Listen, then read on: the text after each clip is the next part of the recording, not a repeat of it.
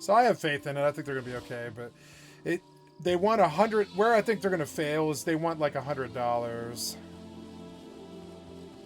It'll scare a lot of people away. It will. Right now in this economy, right the fuck now, where we just did the Strait of Hormuz, that is a terrible number. Especially for the greatest game of all time that you know they're gonna sell whether people like it or not. They can afford to knock that price down a bit to like a normal 70. Or normal, I mean normal to me is 60. I remember a period there for about 13 years where it was $49.99, and if you charged $1 more, you couldn't make a sale. From the I want to say Sega Genesis era all the way into, I would say, PlayStation 1, there wasn't a game on the market that was more than $50, and it would have to be a big gimmick game, like a 3DO. Oh, I know one that was more than that.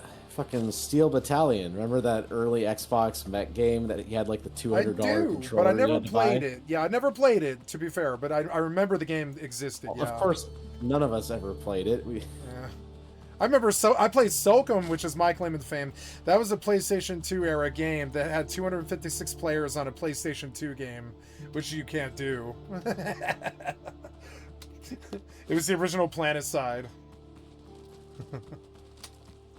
Soulcom was a good game, though, for its time, if you played as single player. But I think 256 player matches are a cool idea. In theory. It worked in New World, and WoW.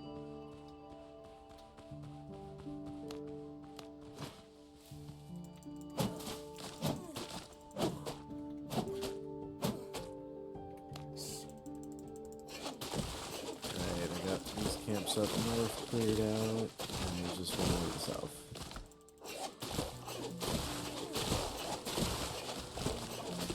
I felt. Got a blue poly blunderbuss. Yeah, I got one of those today too. It was 280.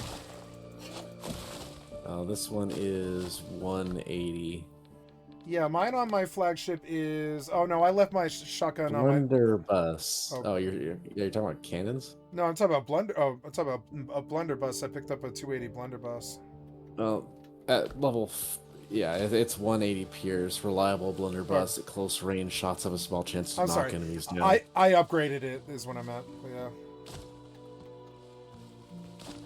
This one's like level 5, so it needs some upgrades, but I'm probably going to be using blunderbuss for my boss kill attempt. Yeah. So I do need to have a good one, so I'm glad I got it. Don't forget to respec to what's it called? Precision. And I would use a musket if you want to do any damage at all.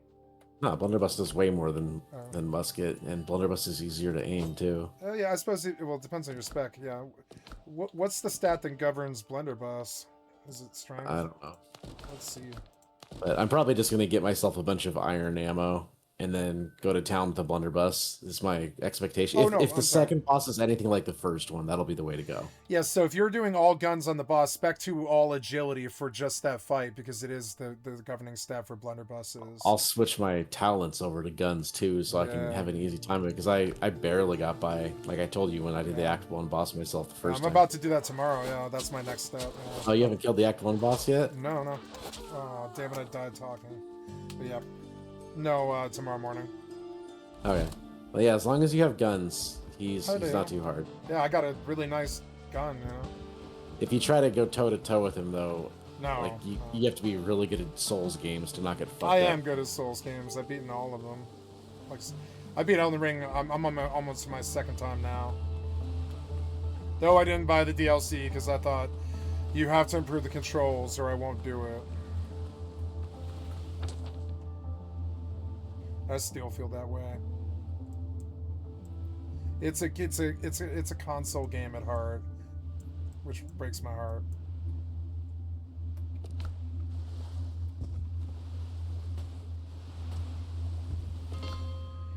really scared that Redfall might be good, but I don't think it could be. It's just, but I've never known Arcane to make a bad game. So I'm like, I played Redfall the day it came out. Redfall was definitely woke garbage. It's so bad. It was so bad. I've never seen a game go at launch that bad before. Oh yes, I have. You can kind of tell by just watching a single trailer that it was going to be strong whammin' woke garbage. And not just that, buddy, but the frame rate was bad, the combat was bad, the mobs were bad. I know, it was objectively bad in every category. Every category, which is really rare. Usually there's some redeeming quality, like, especially with Arcane, usually there's some redeeming quality. Like Prey was, I think, a very good game despite its flaws, you know? I still haven't gotten to Mooncrash yet. Mooncrash is their cool sandbox version of Prey, and I keep meaning to buy that game, but I don't want to do single-player games.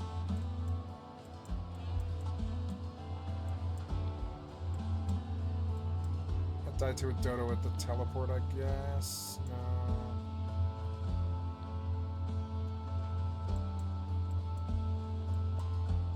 You died to a dodo. I was talking. It's a dodo. Yeah.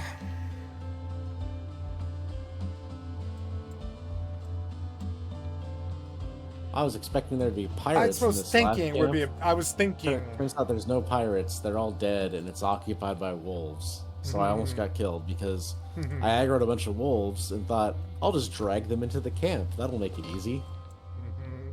Turns out it was just wolves. So I lured an entire wolf pack on my head. Then I summoned my pig to come help tank for me, and he bugged out and spawned on the other side of the wall around this camp, so he wasn't able to help me. Traitor. That's the problem with how they programmed the pig spawning in. To be fair, when I died to the dodo, I was way inland. Like I lasted a long time and killed a lot of mobs. Yeah, like I'm way south. Fuck. I'm gonna have to sail down there. Or no, I guess I sailed there. Yeah, I'm at the teleport, but it's like the southern end of the horn. I have to like sail down there because it's still a long walk. I don't want to aggro wolves.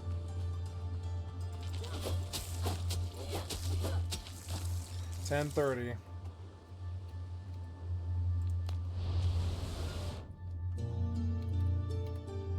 Oh, I'm just clearing this camp, and then I'm going to be ready to get off. I'm not done with the camp yet. Yeah, I like this game because you can log anywhere. It's cool. Doesn't matter. Yeah, that is handy. And I like how if you log off in real life time for a while, the resources are back up when you log back in. I love this Waiting game. for resources can suck.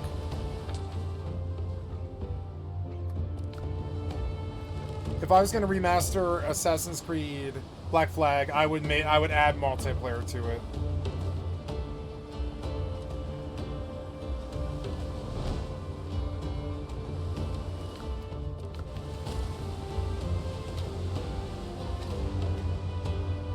It doesn't have to be co-op's campaign. Oh, nice. Alpha Wolf's power attack doesn't work on a boar, so the boar just ate it.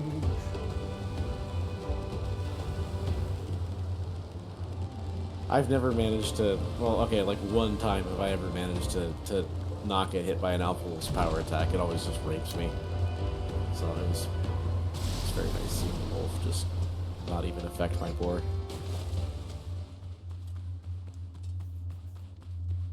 Boar really did make the game a lot easier. Yeah, that's good to hear. I like pet classes quite a lot. I'm quite a tamer. That's why you need to go get the boar.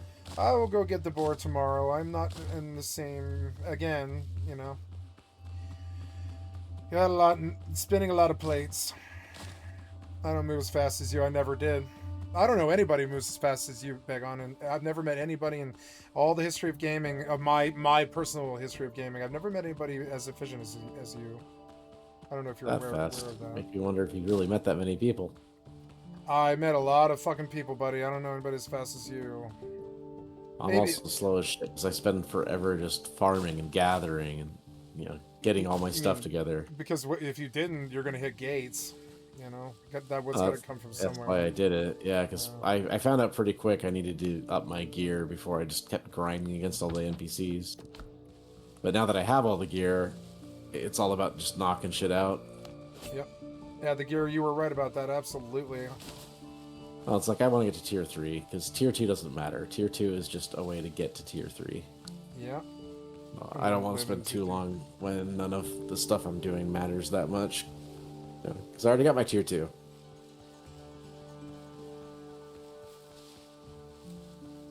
I spent my whole life trying not to be anywhere, you know, where like just complete freedom, just do what I want when I want.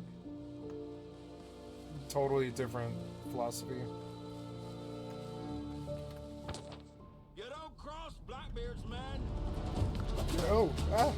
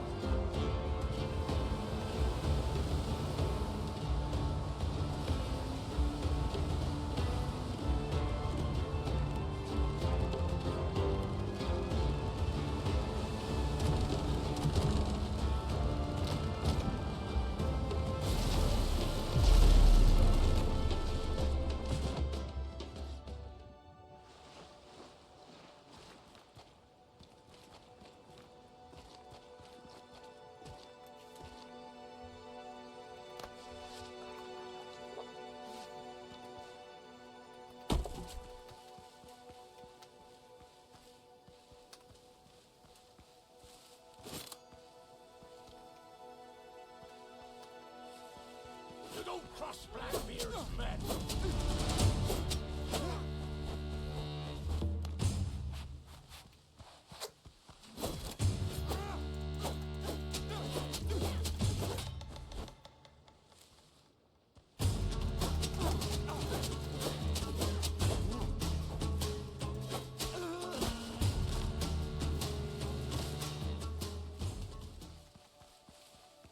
I found out today that a game I like called Nightingale that's a lot like this. I noticed that they did a big patch last year, but then they just totally fell off the map. And I found out today that they were brought in to Inflection Games was brought in to completely bail out Funcom because they're remaking Conan Exiles and they're remastering Conan Exiles in Unreal Engine 5. And so Nightingale basically got killed so that they could try and make Conan Exiles great again. And I like Nightingale. It's sort of sad. But they were bought by Embracer, so Embracer can tell them to do whatever the fuck they want them to do.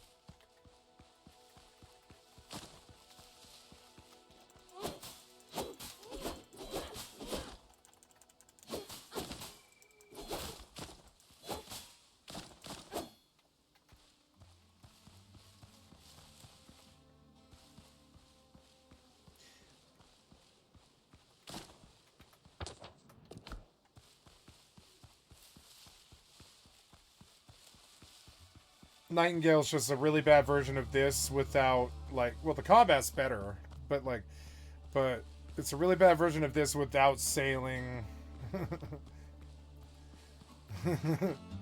But it does have it has, like, procedural biome creation, which I thought was actually really cool. You can just make a new biome whenever you want one.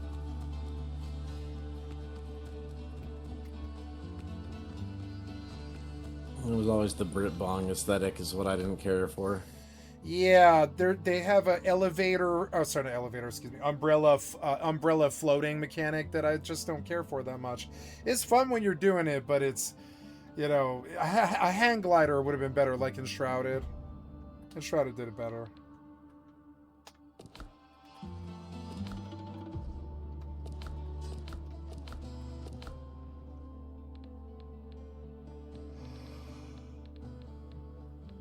Fuck, I'm full. Damn it, I'm like at this monument, I forgot I was full.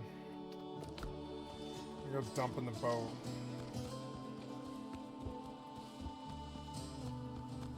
Cool, I can see the mast of my ship from this monument. That's so cool. Little touches like that, man.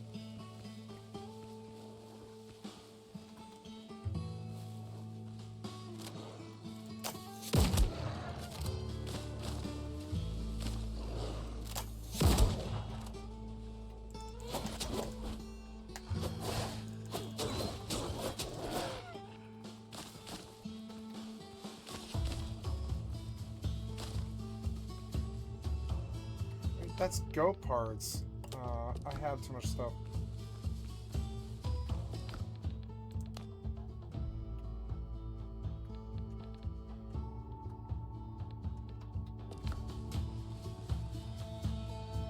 Damn, I'm like really far from my boat, but it still let me toss all my stuff to the boat. That's cool.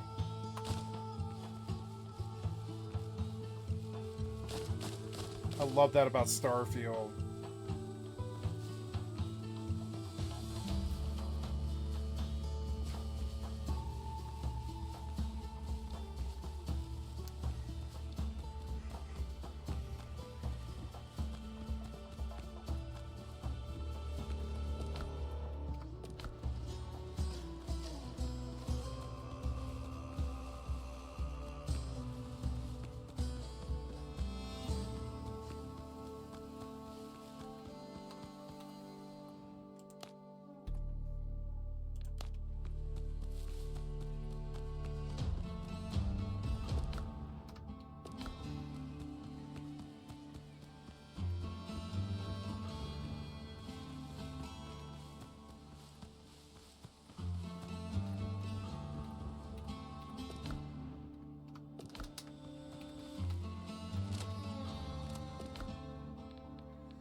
I'm out of bullets.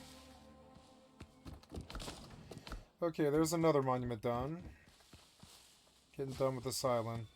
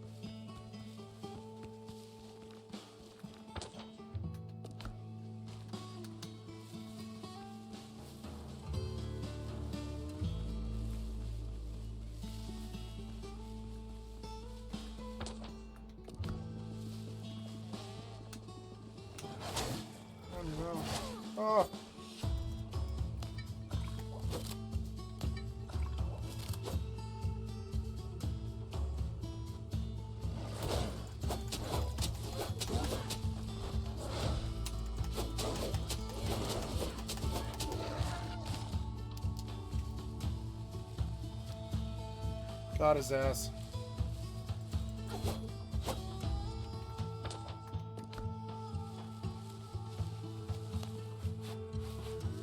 I'm out of meds. Oh, I'm full too. I should probably go back, huh?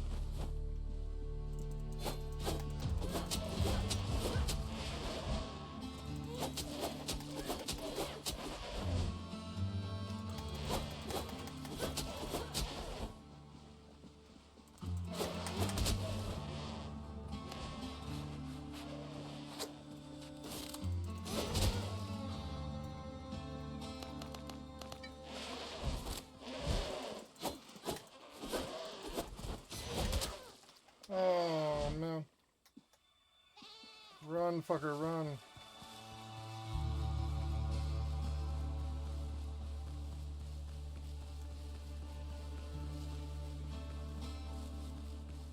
Motherfuckers. Fucking ghosts. I need to go to the water and get out before I die.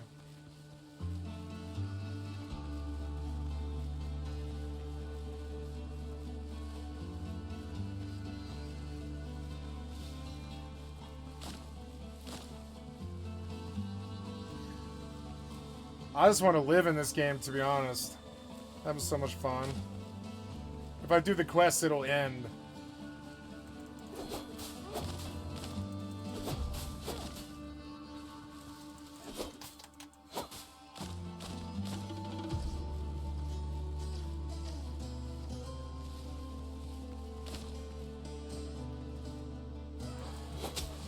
No! No, no! Oh god, there's a lot of them. Annoying.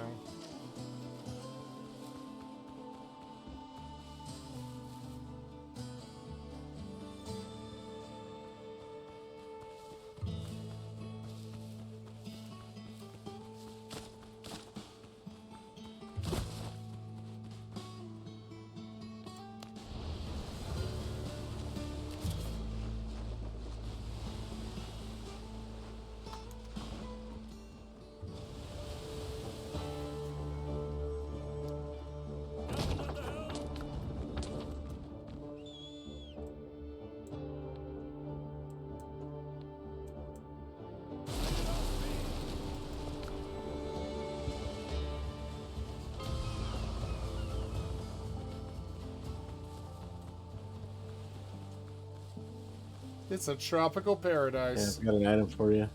Oh yeah, you got something for me, huh? What do you have? Where are you? Oh yeah, you're right there, sorry.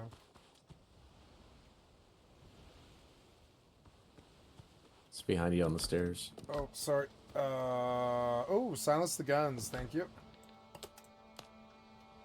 I'm full, I'm going to have to drop. There we go. Naval tactics, silence the guns. A French naval doctrine, blah blah. Hitting an enemy applies broken rhythm effect for 30 seconds, reducing reload speed by 20%, damage by 20. Ooh, this is really good. Well, thank you, sir.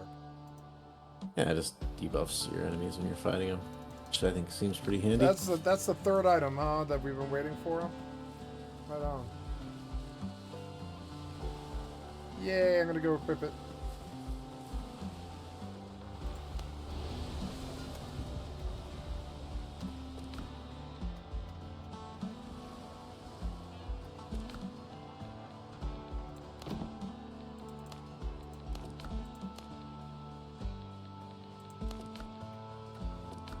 Well, I was correct. The frigate requires that we get tier 3 stuff. Yeah.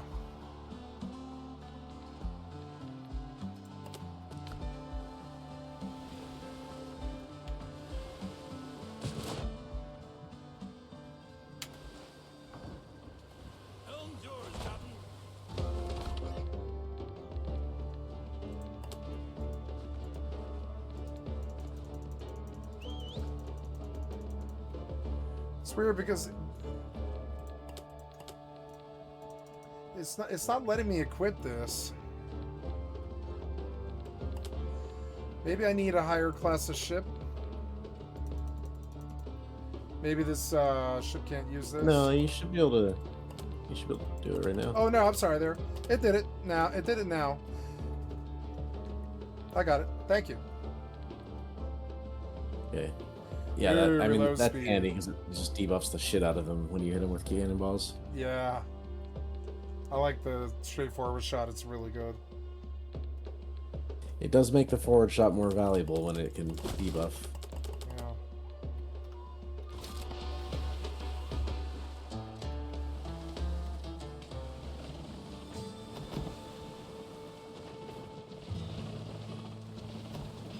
That's crazy. We still don't have Pikeman's helmet unlocked. Yeah, or pants. No, I've got Pikeman's pants. Oh, you found the pants? That's good. It's a recipe by Pants and Chest, or recipe from vendor in every case that I've seen so far. Yeah. It's just all then boots, gloves, and helm are drops off point of interest chests. I'm just very surprised that we don't have the helm yet. Or at least I haven't found the helm. Pikeman seems to be the best one if you're two-handing, just because one bonus is a bunch of health and the other bonus is flat-out damage. Yeah, flat-out damage is good for two-hand. Conquistador probably looks the coolest, but it doesn't boost your damage at all, it just makes you take less. And then, of course, I really like the Privateer set, because it gives you an insane amount of critical chance. Yeah, I'll probably go Privateer. I mean, if there's at least 3 enemies nearby, it gives you 40% critical strike chance. Which is kind of insane. The Fleet Bustier is also good because stamina is a thing in a stamina-based game. But yeah. Yeah, but then you also have a talent point you can take. I don't know what rank 3 is. Maybe it's 10%. It's good for leveling. That's 50% crit chance from talents and set bonus. And then I don't know how much crit you have as a default, but... Oh, I can probably find it here. What's it say? Yeah, there's stats menu. It doesn't tell. It tells you what your bonus to crit is, but it doesn't say what your crit chance is. So I don't know, but anyway, you'll crit very frequently if you build for it correctly. Yeah.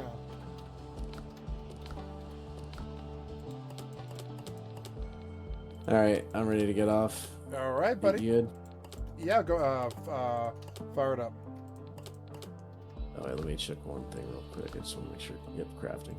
Oh no, here I have some gold. Hold on, I got your gold. There. Hold on. There. Okay, now we're good. All right. Yeah, I just wanted to tell the crafting tables to craft. I should be harvesting the farm more often, but I just feel like we've got so much stuff right now. It's pointless. All right, cool. I'll make a point of getting tier 3 stuff unlocked and then try to settle on an island so I can start getting some materials. Yeah. Hopefully tomorrow. We should build a mega bonker base. mega junker. Sleep well, buddy. I'm not planning on logging on WoW tomorrow, so I'll probably just get on this game when I get to my gaming for the night. I'll be here tomorrow after. Oh no, I'm sorry. I may not be here midday actually, but I should be in the afternoon. So, oh, yeah. I have work, so I'm not going to be here midday. Yeah, we're going to Beham, so. I mean, I'm going to see if I feel up to working out or something like that when I get home. And of course, I'm going to make dinner before I sit down. But I don't know. There's a good chance by like 3 or 4. 4 should be fine for me. Yeah. Yeah, I would expect by 4 I'll be on, but we'll see. I like that my day is not set and it can be whatever it needs to be. I'm just saying what I expect. Mm-hmm. Anyway, good night. Sleep well. Okay, that's it for. I don't want to play any more of this game anymore. I played so much of this today. This game came on strong. I love this game. So, okay, we're switching off Windrose here. Oh, Stem Sparky, nice. Hey, thank you guys for the follow. Thank you for the bit. How do you play laying down? You asked me how. Hi, Stem Spark. You asked how do I play laying down. I am playing laying down because I broke my right arm. About 13 or no, probably about 15 days ago now. I broke my right arm. You can see the bruise on it. Oh. Oh. Sorry. So I'm like slid down in the chair where my arm doesn't hurt me. You know what I'm saying?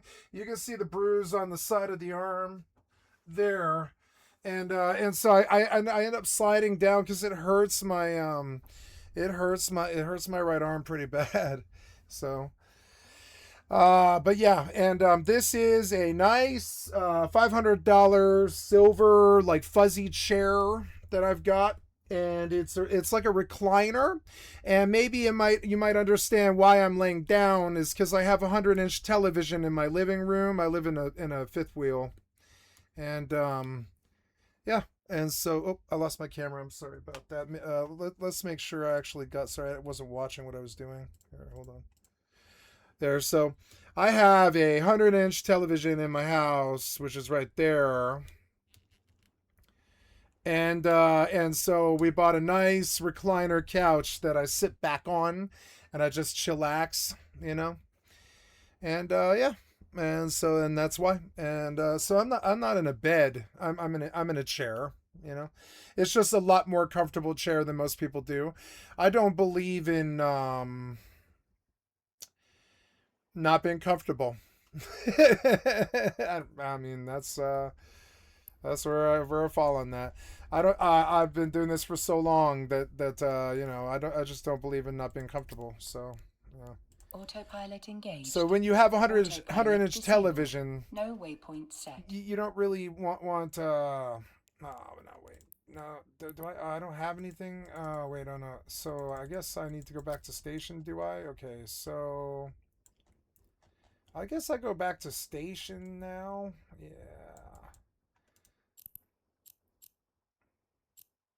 Yeah, this is right? Yeah, I guess so. So, dock. Warp drive active. Yeah, I guess I wasn't ready. Oops. So, now, I am changing titles.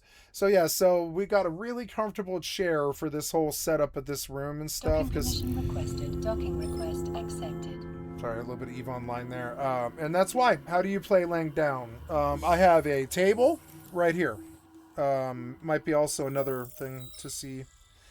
As you can see, I've got a table right here with my marijuana and my water and, you know, some tissues to wipe my camera lens, which I should probably do right now, actually.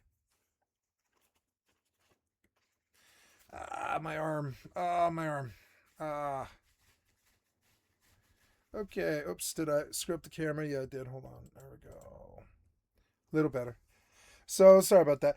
So yeah, and so I play laying down. But I don't know if you could call it laying down because it's like I have a lot of pillows behind me. You know, I've got like a lot of pillows and a lot of cushions and stuff. It's a nice chair. We bought it last Christmas for $500. You know, I've never bought a sofa before.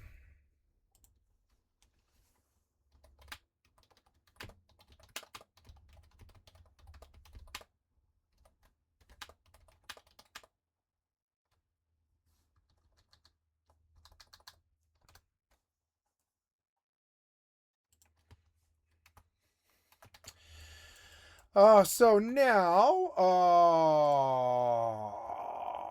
I believe I will go to Starfield now, and but I need to change titles, and I'm going to do some space trucking, and maybe some Once You Member, probably not. No, I'll probably just do Starfield and Eve for tonight, because I'm tired a little bit tired. I'm not that tired, though. So, loading Starfield. I need to change the title of my stream. I'm gonna go up under just chatting. There we go. I need to make sure that today's video is uploaded. Upload canceled. No, it appears that we're good. Right on.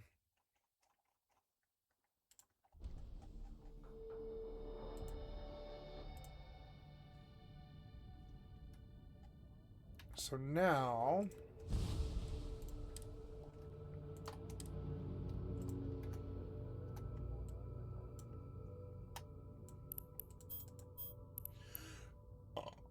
Excuse me. Larkugay, crates of hollow reels.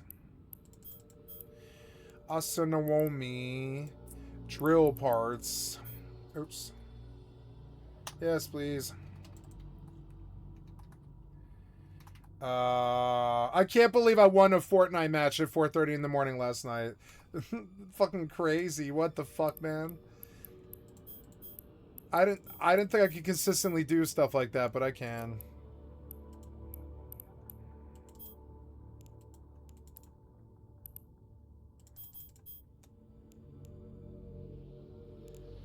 Asanomi.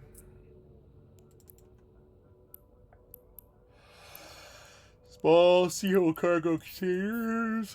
Corporate documents.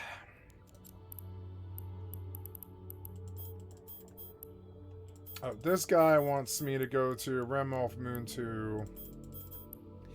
This guy wants Chromenalker Moon 8. I think that's everything. That's 4 people out of the 5. Did you get this one? Oh, no, you didn't get that one. So, now, optimize route. Actually, take the mission. Sort. Oh, did we load? Yes, you loaded. Sort by commodity.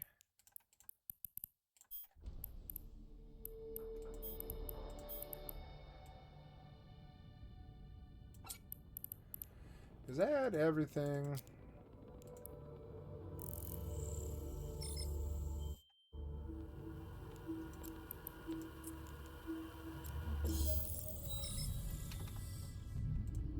Absent congressional authorization. Rep. Warren Davidson from Ohio voted present, and Rep. Nancy Mace from South Carolina didn't vote, despite criticizing the war and telling reporters last month that she would, quote, most likely support the Democratic resolution. In the lead up to Thursday's vote, Democratic leaders, including the resolution's chief sponsor, Rep. Gregory Meeks of New York, faced backlash for slow-walking the legislative effort to end the war, even as it appeared that momentum was on their side. Earlier this month, the House Democratic leadership opted to punt the War Powers vote until after spring. She's been out too late. I gotta feed her. Oops.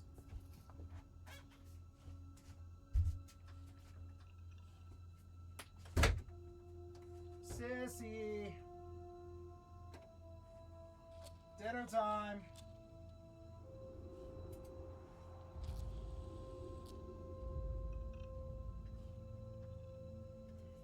Uh-oh. Be right back, guys. I'm gonna go find my cat.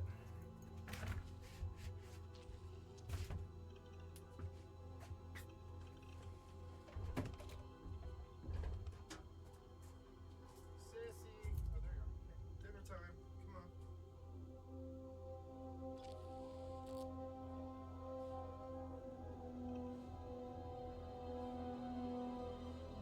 Come on.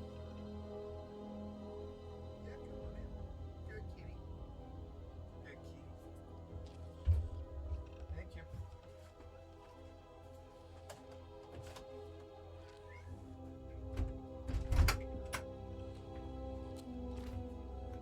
You okay? Yeah, brown. Hi, pretty. How are you? Come see me. I'm sorry I left you out there so long. You didn't come when I asked for you at 8 o'clock, so I just gave you 3 hours. I was like, all right, you want to be out there that late? You go ahead and be out there that late. I asked for you at 8 o'clock. I yelled twice. I was like, dinner time, or not 8 o'clock. Yeah, like 8:15. At 8:15 or 8:30, I was like, Sissy, and you didn't come. So here we are at 11 o'clock. That's not that much. That's 2.5 hours. I wasn't neglecting you. You're okay. Yeah, cute little kitty. You cute little kitty.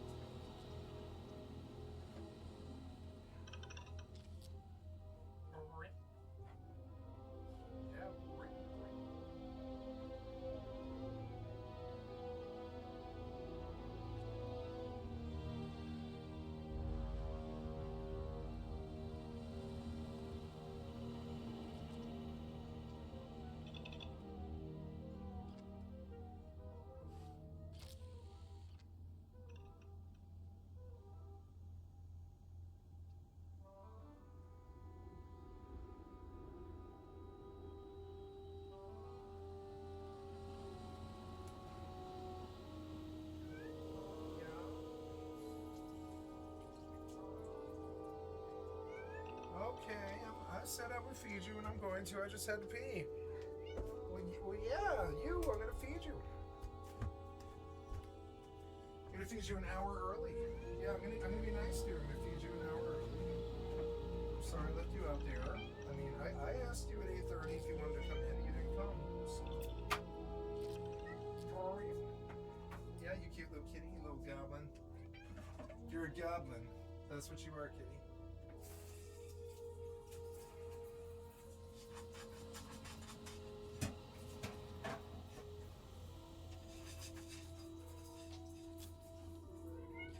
Yeah, I'm washing your plate.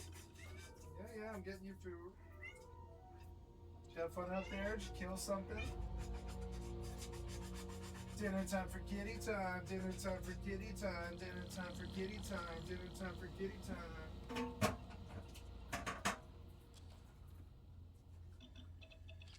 Alright.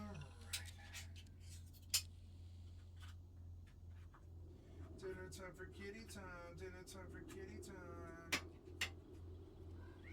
Oh, yeah.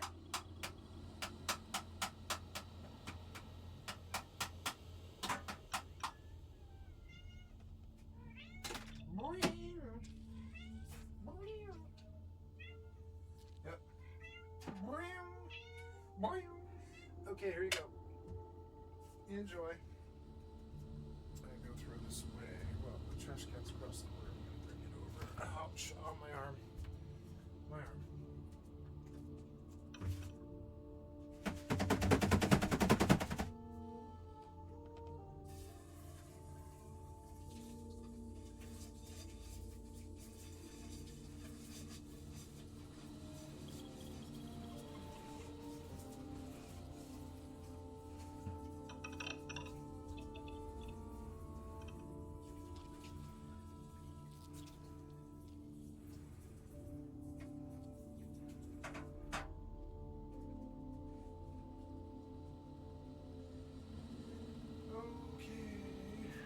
Some fresh water here.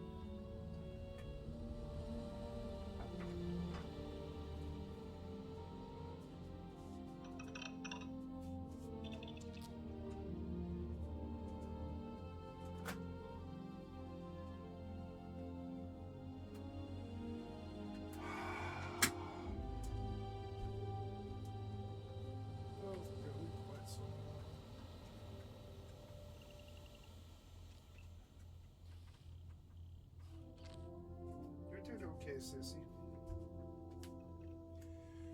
Okay.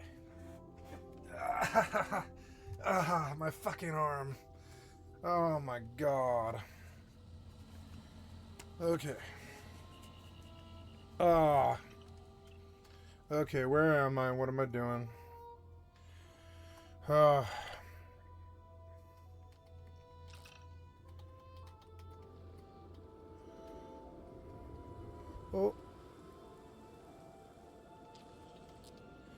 Okay, I am here trying to read the operation orders. Oh yeah, I need to go into the, oh no, Explorer, but read the operation orders. Read the operation on the initially I need to read it. Okay, operation orders.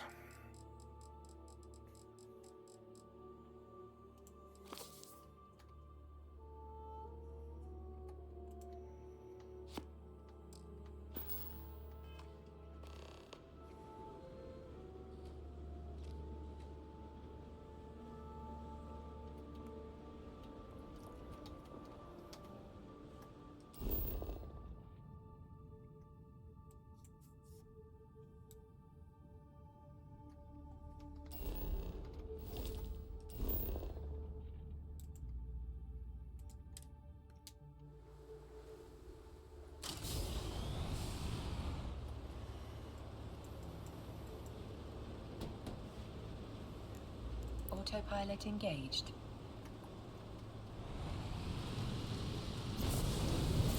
Oh, gotta check my kick. Warping to Stargate. Warp drive active.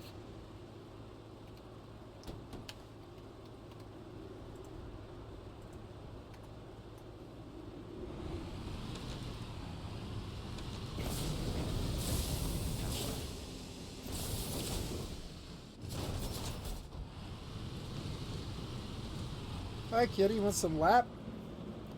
Get some lap. Approaching Oh, Stargate. my kitty. Remember when we cuddled when I visited my mom? Do you remember, kitty?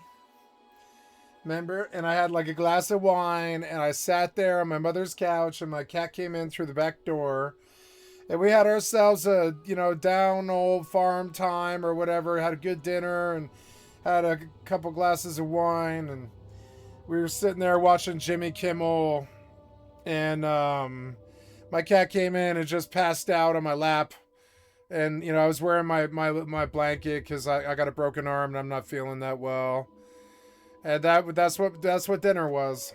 It was kind of funny. I live fucking rural now. I live very rural. I insist that you wear a spacesuit. I will not allow you to die on my watch. Wear a spacesuit. Autopilot jumping. I am wearing a spacesuit.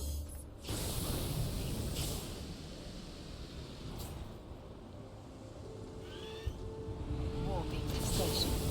Warp drive active.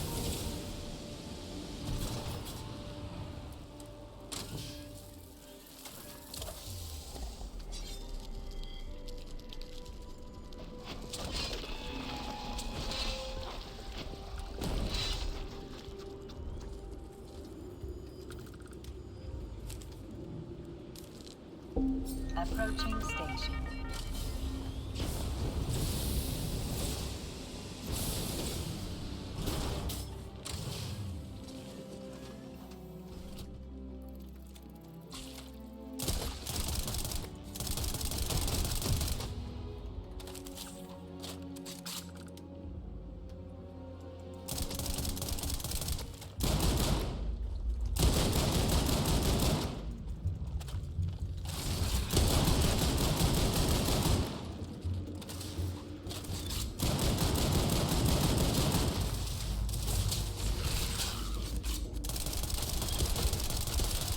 Hey, you want some lap? You were sitting on it and then you left. Here, come back. Hi. Hi, my sissy, you beautiful kitty.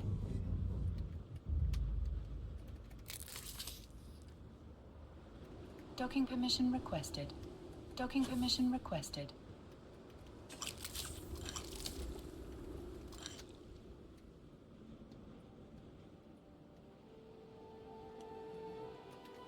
Docking permission requested. Docking request accepted.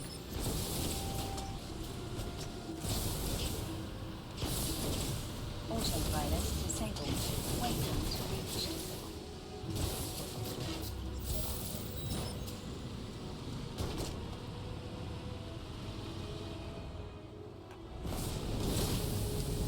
I have a doctor's appointment in the morning. And I have to go to bed soon. Oh, You kitty. will require supplemental oxygen from your spacesuit in this area.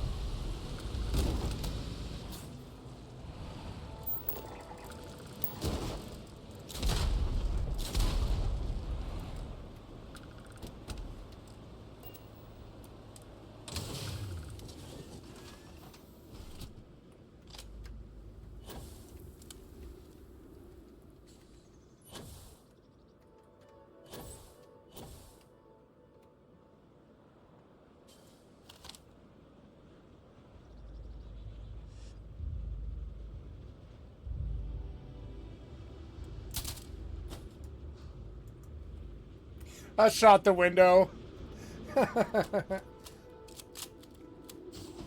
There's a dude out there. He shot at the window.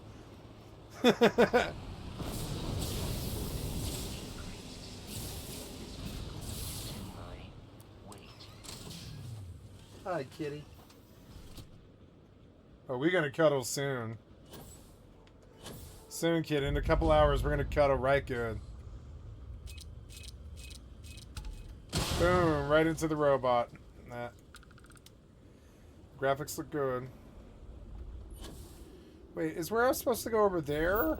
Oh, I went the wrong place. Oh, infiltrate the mercenary cave. Well, now I have this abandoned research tower. No, I want to do this. Let's go up in there. This is my shit now.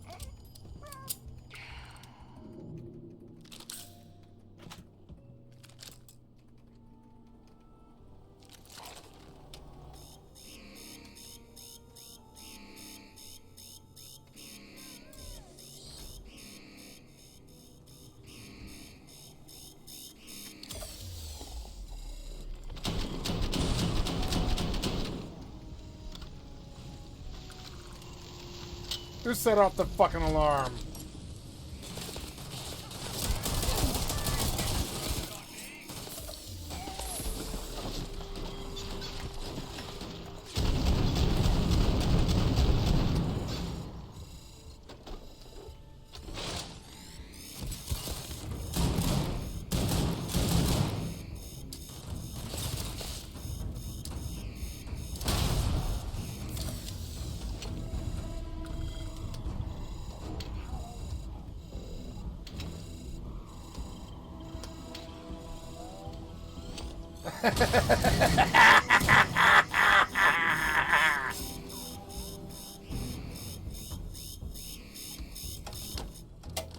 Shut up.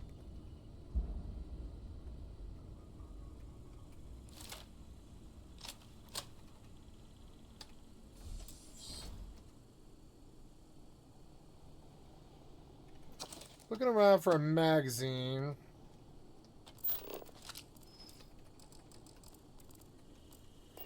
Anybody else in this place? Yeah, there is, huh?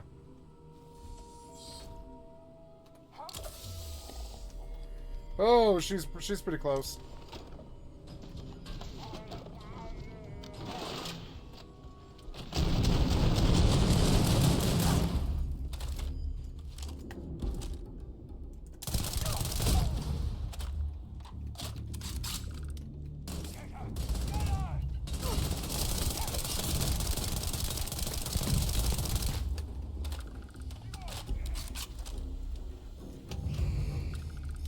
God damn it, stop turning on the alarm, you fucking assholes. Stop doing that stupid shit. I told you, it's over for you. Don't turn on the alarm, it won't help anybody. Ain't nobody coming out here to this buttfuck space station to save your ass, or whatever you call this place. This buttfuck space fucking, this planetary installation. Ain't nobody coming out here to save you, you're dead now. Oh.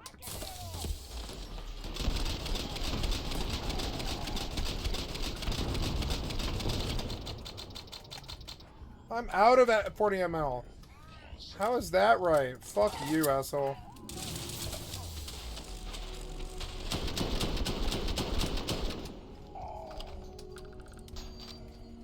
Fuck you, assholes. So much better than VATS.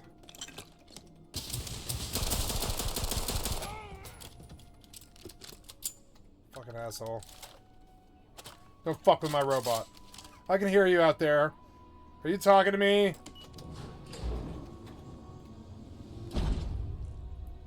Oh no, he's in!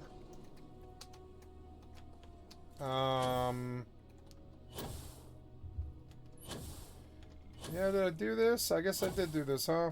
Where was the loot at? I haven't found the loot. Where's the loot at in this shitty place?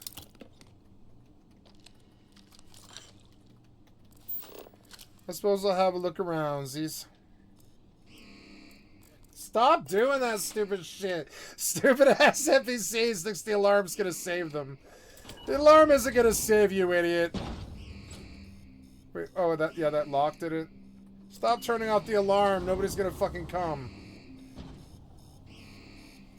Ah, oh, you're so annoying. Who turned on the alarm? The hell is that thing?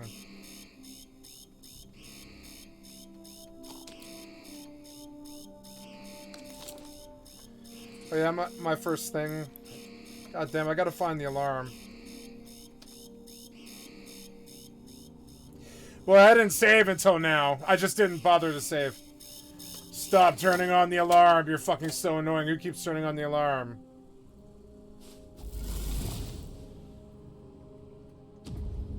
Who keeps turning on the alarm? Feels like the loot should be here, but it's not. Get out of my way. Get out of my way. Get out of my way.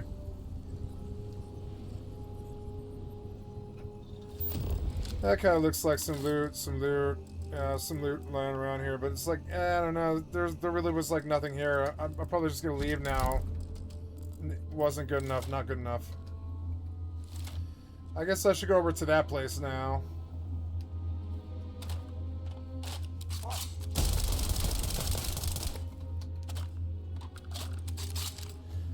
I love reloading as I come up. It's just like, well, I'm not going to stop reloading.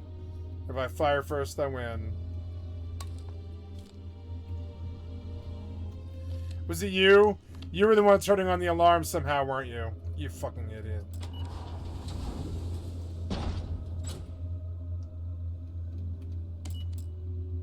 Oh. Yeah, I mean, yeah, I went up there, right? Yeah, I'm fairly sure. Oh, no, I don't know. How the fuck do you get up here? No, I did. I got in there. I don't know. I don't think I want to waste any more time here. I don't think I'm going to find a magazine, so I'm just going to leave.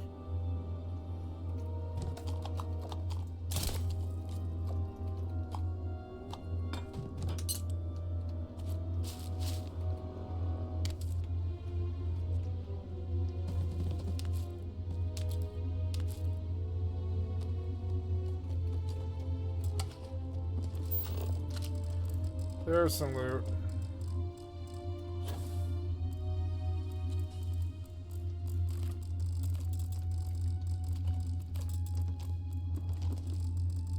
Not bad. Sometimes I think I should just sell all my A's except for blend. Just like carry only blend.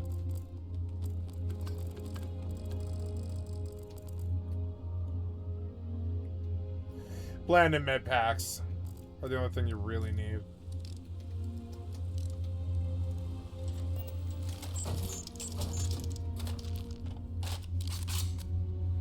Alright, well, I think I'm done here.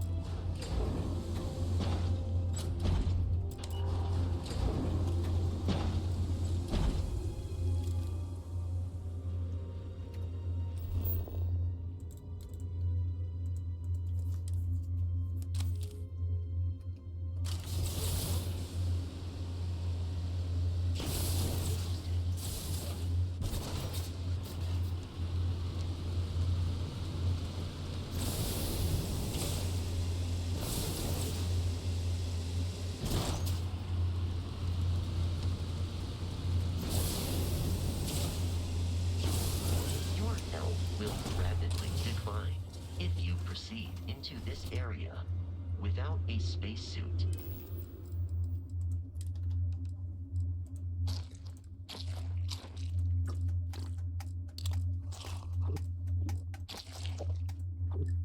It's drug roulette. What stuff are you gonna get today? We don't know. Just eat it. Just eat it. Just drink it. What are you gonna get? We don't know. Lots and lots of buffs. Just gonna make sure all the bullets have. Oh, sorry, all the mags have bullets in all the mags. Loaded. Okay, here we go with the SVU.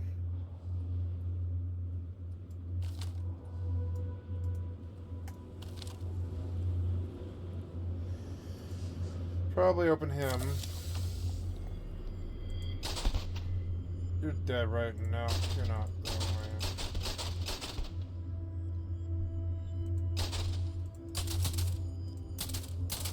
You blocked me, you fucking idiot. You blocked me.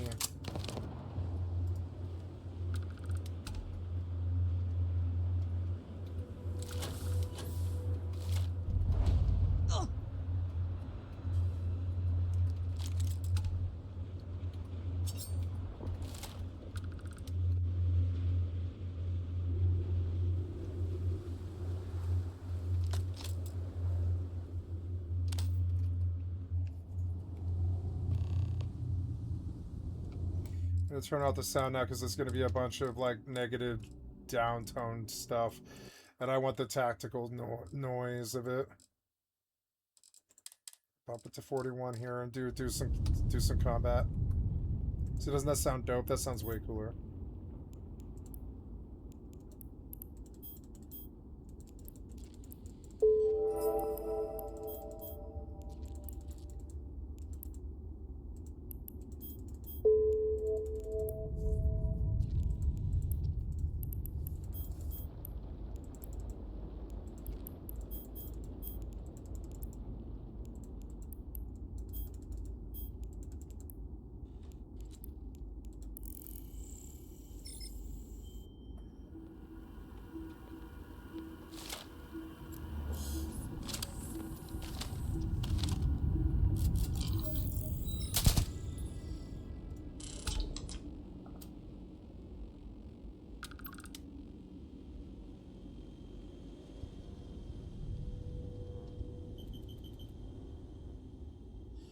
Just looking at the entry here.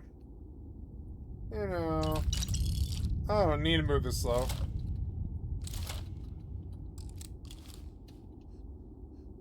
I'm not going down without a... Yes, you are.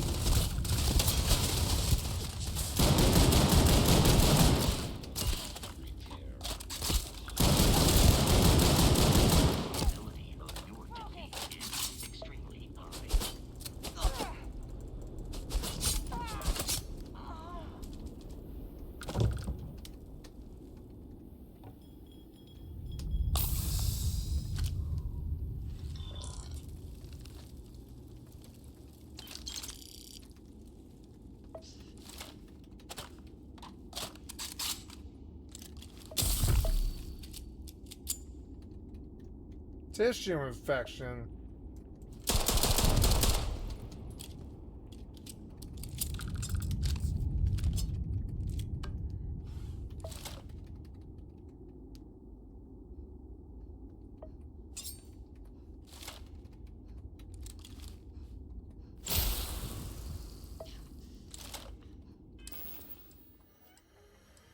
Don't know what powers I have right now. Yeah, precognition. What's precognition?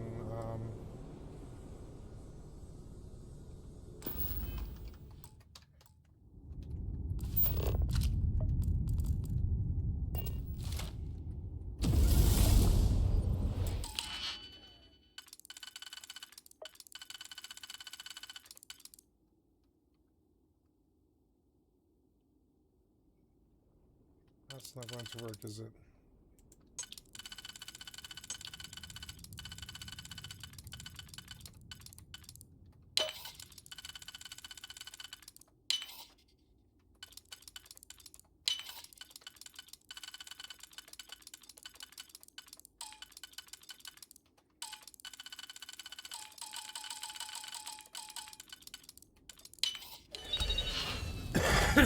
Brendel. Don't mind if I do. It's RP to me. They don't know I'm in here or whatever.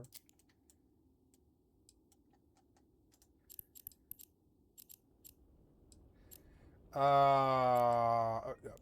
Autopilot engaged.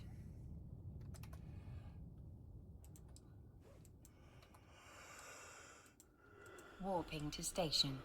Warp drive active.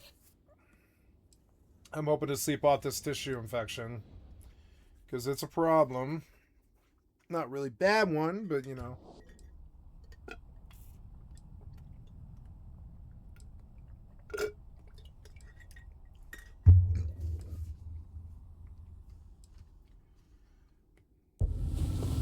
Approaching station.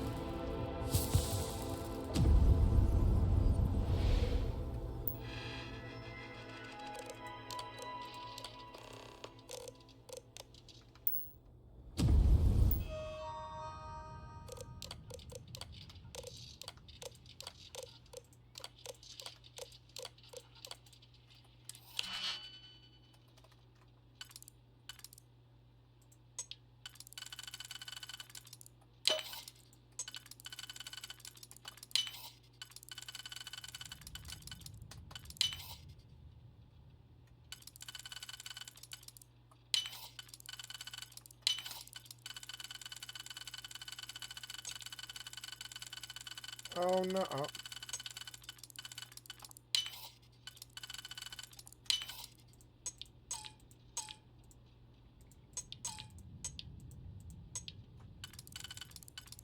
Oh no, it doesn't work. Oh no, what do I do? I screwed up so bad I have to start over.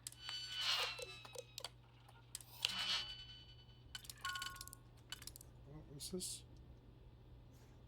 I'm gonna see.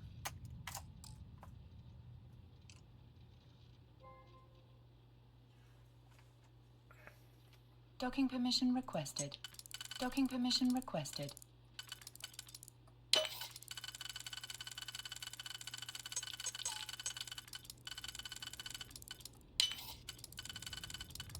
Docking permission requested. Docking request God damn it, accepted. this lock is so annoying. Is that it? It could be it. Disabled.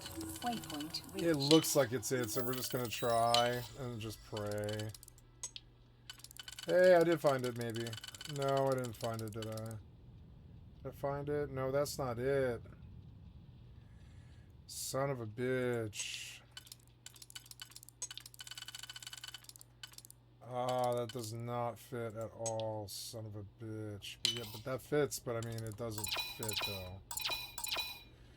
It's something to do with this. Try that. Yeah, what about that? Try that. And then that crazy funky one. No. No. Oh, that crazy one. But oh yeah, that is it. That is it.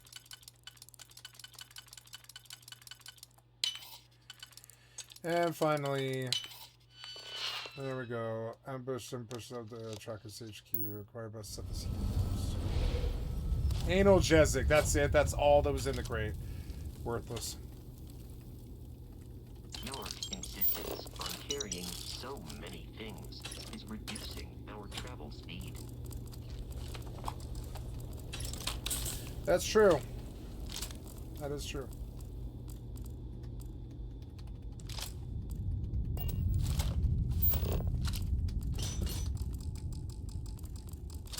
Because of course, Oops.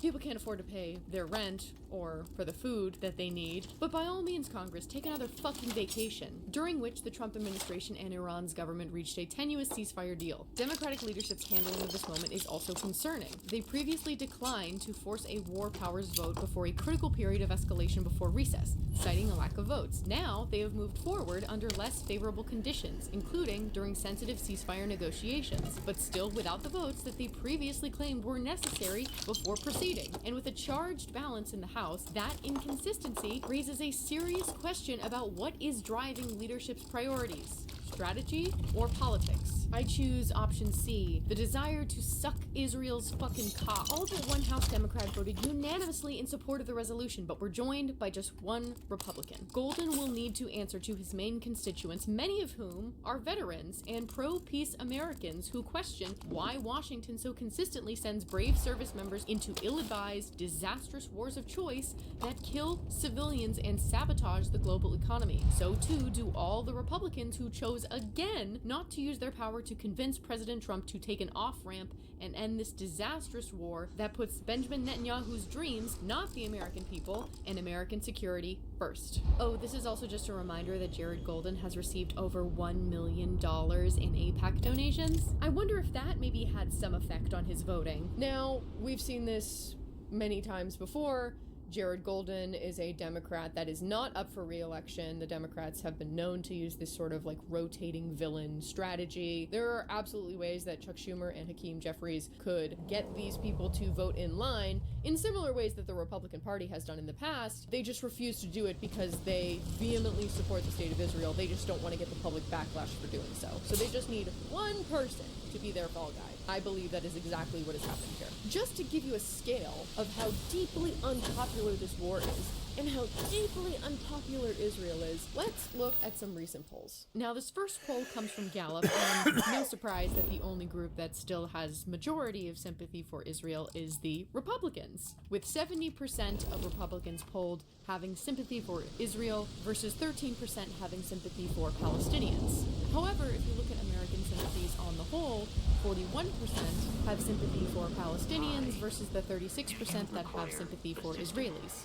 Among independents, 41% sympathies towards Palestinians versus 30% towards Israelis. And we see that divide even further among Democrats. Democratic voters, mind you, not Democratic politicians, but nonetheless, Democrats polling at 65% having sympathy for Palestinians versus 17%. Only 17% of polled Democrats had sympathy for Israelis. Now, regarding the war in Iran, 6 out of 10 people that were polled disapproved of Trump's handling of the Iran conflict, and many say the decision to use force was wrong, with 44 saying that they strongly disapprove, 17% saying they somewhat disapprove, versus 19% saying they somewhat approve, and 18% saying they strongly approve, and 59% saying that the US made the wrong decision in using military force in Iran, with 45% saying that the military action against Iran is not going well, with 20% of Republicans and 45% of Republican-leaning people saying that they strongly disapprove or somewhat disapprove of how Donald Trump is handling the war against Iran. Now, of course, we see among Democrats and Democrat-leaning voters that 92% of Democrats and 88% of Democratic-leaning voters polled disapprove of how this war is being handled, which is fucking insane. Accurate, of course, but to have an average of 90% disapproval is, like, absolutely fucking abysmal. And we see even hardcore Israel defenders that are struggling to justify it to their audiences. Do you believe that God supports the United States actions in this I do, war? because And have God you is started good. your God doesn't like what's happening. I don't like what's happening. I serve God, the troops, the country, the Constitution, and the President of the United States. You're not, though. You're not.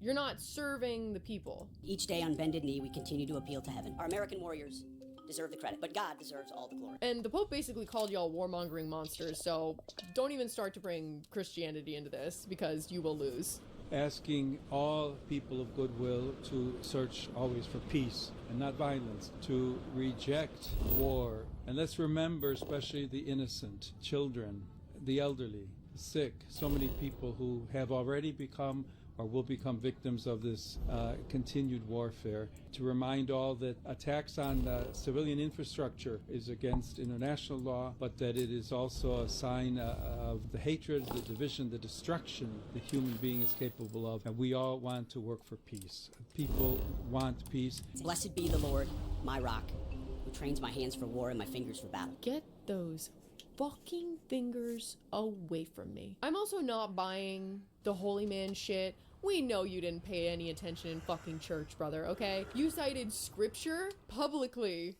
from Pulp Fiction. There's no fucking way you have a leg to stand on regarding what it means to be a Christian. You fucking jackass. Now, just to be clear, America has enacted awful violence in the past, and there really isn't any war that is moral. But this is not a new thing. This country was built on violence and genocide, and many Americans have been desensitized to it. But I believe the reason that so many Americans disapprove of this is because things are so bad right now. People are pissed. People are pissed because, one, this is wrong, but for all the middle-class white Americans who are casually racist and don't give a shit about politics, and for all the racist conservatives who already hate Muslim people and Arab people, the reason why this war is facing so much opposition is because life sucks right now for them. It's not good.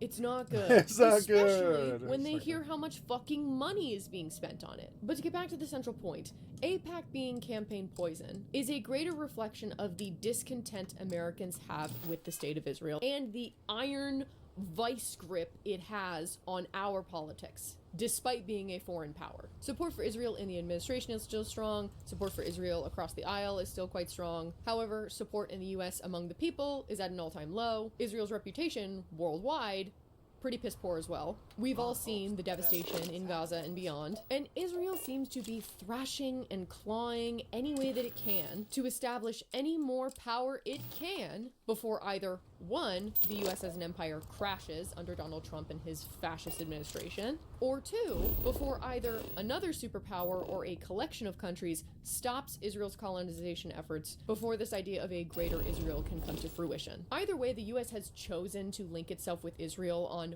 both sides of the political aisle, and the vast majority of elected officials seem to believe that Israel is worth going down with the ship, which is fucking bonkers. It is fucking nonsense. The reputation of the US as an infallible superpower is shattered. It is gone. Trump has made a fucking fool of himself and has made clear that we do not have the global power that we used to, especially with this war. This business with this illegal, unnecessary war in Iran, which seems very clear was ordered by Israel, and the failures that have resulted from that are reflected on the US. We are being bossed around by an ethno-state the size of New Jersey. The only way the US has any hope of recuperating its reputation is by cutting off all military aid to Israel, including the Iron Dome, and holding Israel accountable for the literal war crimes, the crimes against humanity that it has committed. AIPAC as a lobby has continued to be one of the best ways to assert Israel's power in America. By directly funding elected officials on both sides, Israel has been able to have better representation than any state in our nation. United States of? United States of? United States of? United States of? United States of? Right. United States of? And it has begun to crumble, but we also need to keep up that pressure. Some of these Dems are not doing well. The Democrats as a party are not doing well, and haven't been doing well for 10 odd years, even amid Trump's massive disapproval. The Dems are still Give me a chance. less popular than Trump, if you can believe it. And this is because they are ineffective. They don't enact any of the change that they've promised. They are dedicated to maintaining the status quo, even though the status quo has been shown that it doesn't fucking work and it doesn't get votes. This class of Democrats would rather lose crafting the constituency that they want than change course. And that's why there's no other option but defeating them. There's no other option but defeating them and extricating them from the party. We don't have the same goals. There has to be discipline about who's allowed into the party on the end of like centrism as well, because that's what drags it down. You don't have to be super tapped in to make this correct assessment.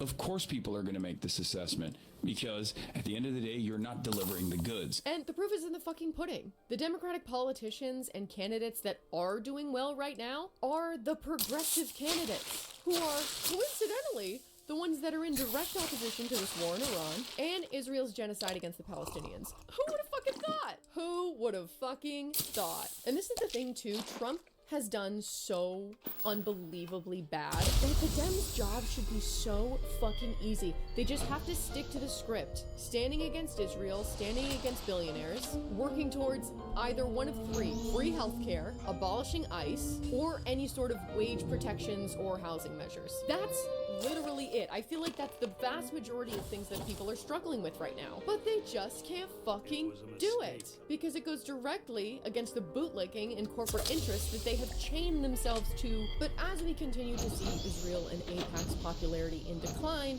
we will also continue to see this horrid messaging from corporate Democrats. I'm a friend to Israel, but not its current government. Or, I support Israel, I just don't support Benjamin Netanyahu. This is what we will continue to hear out of corporate. Unfortunately, much like America, racism is baked into the culture and society of Israel. Now, while I agree this is further exacerbated by the apartheid state enacted by the government, the population of Israel is also very radicalized against Palestinian, Arab, and Muslim populations in the region. The apartheid is not going to be dismantled if Netanyahu gets the boot. There are systems in place that give Israeli citizens far more rights than Palestinian ones. This is not going to be fixed by just putting someone else in power. This kind of hateful bigotry starts in school, at home, and it is further perpetuated by the mandatory military service in the IDF, the propaganda coming directly from Israel's government and beyond. Just to give you an idea, no charges for Israel Defense Force rape. Original prosecutor faces prison. This is also just a trigger warning because I will be talking about a really brutal rape. So if that is something that is triggering for you, maybe just skip this part to this timestamp on screen. Israel's top military lawyer has dropped all criminal charges against 5 Israel Defense Forces reservists who brutally assaulted, included a Palestinian detainee held at the notorious Sidi Tayman military detention center during Israel's genocide war on Gaza. The only person now facing charges and even a jail sentence relating to the events is Ifat Tomer Yerushalmi, the IDF's previous military advocate general who exposed the crime in the first place and initiated the original investigation and indictments. It was Tomer who released in August 2024 the infamous video showing the soldiers surrounding and raping a blindfolded Palestinian detainee against a wall for around 15 minutes. The prisoner had been raped so violently that he had to be transferred to a hospital for treatment for severe injury to his anus, a ruptured bowel, lung damage, and broken ribs that left him unable to walk. The soldiers wore masks as they carried out a war crime, with the view of an overhead camera at the facility deliberately obscured by a group of soldiers holding up riot shields. Charges against the soldiers were dismissed on March 12th by Military Advocate General Major General Itai Ophir. The decision to drop the case was celebrated by Israel's far-right government, which appointed Ophir to oversee the case, replacing Tomer. She resigned on October 31st, 2025, was arrested 2 days later, and placed under house arrest and remains under criminal investigation. Prime Minister Benjamin Netanyahu's office said, quote, "The blood libel, known as the Sidi Tayman affair, against the fighters of Force 100, which smeared Israel's reputation around the world in an unprecedented way, has come to an end." Well, honey, I would say you've done plenty of work smearing Israel's reputation. And while this event is horrific, it is one in a long line of violations and war crimes that Israel has committed. So maybe focus on, figuring that out before coming after rape victims. Defense Minister Israel Katz declared, quote, "Justice has been done," while National Security Minister Itamar Ben-Gvir insisted IDF soldiers need to have our full support. Despite overwhelming evidence of their guilt, there was no serious investigation of the soldiers involved. 10 soldiers, according to Haaretz, were initially detained in July of 2024, but only 5 were formally indicted. They were never named, and none were charged with rape. IDF soldiers and right-wing activists publicly defended the accused gathering outside and breaking into military bases in order to obstruct arrests. Sounds familiar? It became known that the soldiers had been transferred to Big Lead base for questioning. 1,200 rioters gathered outside, accusing soldiers serving there of being, quote, traitors. Dozens broke into the base before being dispersed by police, who made no arrests. The public community against torturing Israel accused the military prosecutor of granting soldiers immunity from violence and torture because they fucking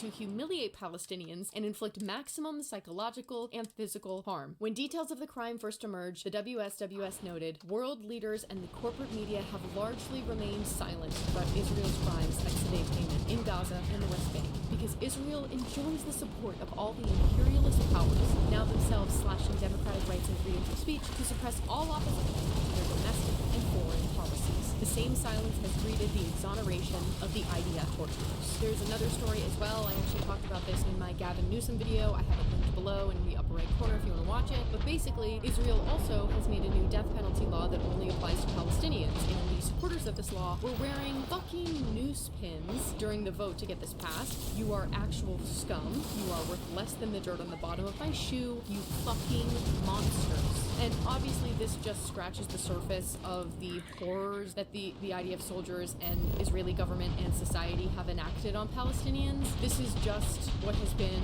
reported on. I cannot even imagine the extent of the horrors of what these Palestinian detainees are dealing with every day. And that isn't even including those that are getting like bombed as we speak. It is truly, truly, truly horrific. And I don't understand how anybody can fucking support this. I don't fucking get it. I don't understand. I don't understand how this has gone on for so long. I don't understand why this isn't like a widely condemned war, other than the fact that the people that are in support of Israel are actually just so fucking evil and devoid of any humanity. And yeah, that's how I feel on that. Now, are there Israeli citizens protesting against their government's actions? Of course. But they are in the minority by far. This genocide, unfortunately, is wildly popular, and that mentality will not be changed if there is just simply another person elected. The way I see it, this claim is another way that corporate vents can continue their support of Israel and its genocide without seeming like the bad guy. Don't fall for it. So what can we do? Well, the reason that we're finally seeing this amount of change is because of continued public pushback. Because this is now something that is threatening our politicians' livelihoods. This is something that has come to light due to the endless work of independent news organizations. You can't deny what people are seeing before their very eyes, even if they will try to tell you that it's something different. I recommend following any of these independent news organizations to get accurate information coming out of Palestine, Lebanon, Iran. But another thing you can do is support progressive Democratic candidates. This is the list of all the Democratic primary dates across the nation. Now, some of these have passed, but if your primary is coming up, I want you to screenshot this right now so you have this date. Put it in your calendar, make sure you don't forget, do your research. If you have the opportunity, actually ask your primary candidates their thoughts on Israel and on this war. Vote progressive. Don't let them get away with bullshit answers. Don't support candidates that have actually been funded by AIPAC. Support Abdul El-Sayed if you are living in Michigan. And of course, keep up to date with any progressive candidates in your area. This goes beyond your Senate races, your congressional races. Do some research into oh, she ran the country. As always, I have her one's GoFundMe linked below. She was supposed to attend university this year, but Israel bombed her home and her school out of existence. If you'd like to donate, but you don't have the funds, you can always watch my D&D campaign, Westerly Academy, where all the ad revenue goes directly to Palestinian families. So by literally watching D&D, you are helping the people of Palestine. If you'd like to support me directly, you can join my Patreon and be a real sweetheart. As always, thank you so much for watching. Subscribe if you want to hear more from me. Please take care of yourselves and each other. Bye. Very special. This is a cool bug. To Bagel's dad, Derek, Anonymous, Tiny Axes, and Robin Fellows.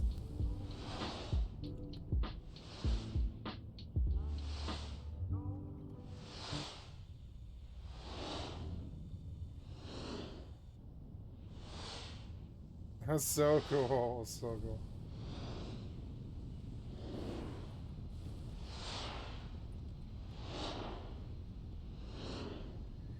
It's not real.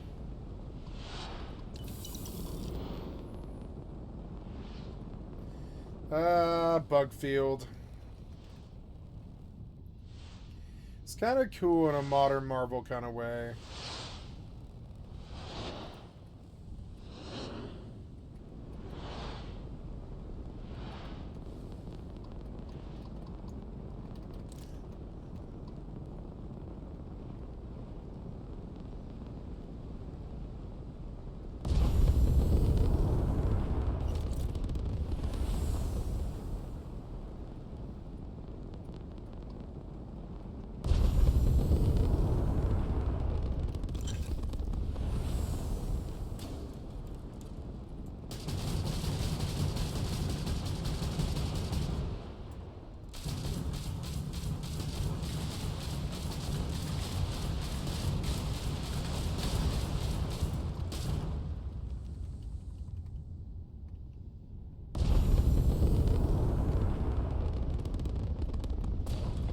That thing is flying away from me.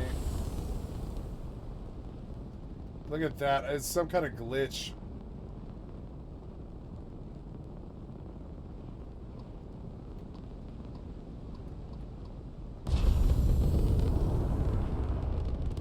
Reminds me of a really ghetto Star Trek ship.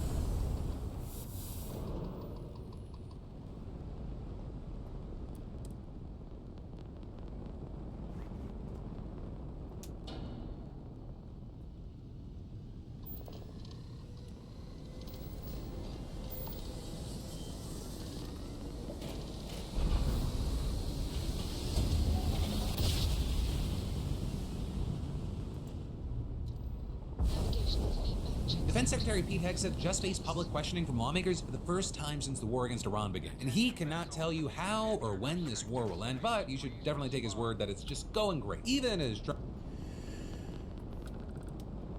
This world is off limits. You were advised... Let me check my logs. Go away, bureaucrat. How now, brown bureaucrat?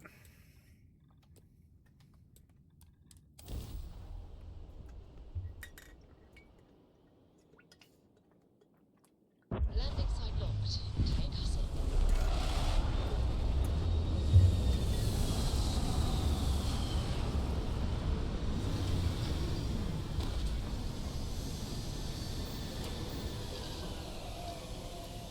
Cool, it's like a snow planet. I don't want to be here at night, though. I'm here for you, my love. Cool. Look how beautiful it is. And there's a robot dog. Woof, woof. We'll have to kill him. If he's an enemy. He might not be an enemy. I don't really know. I've never been here before. Well, hello, sunshine. So I just assume kill on sight rules, you know. As per usual.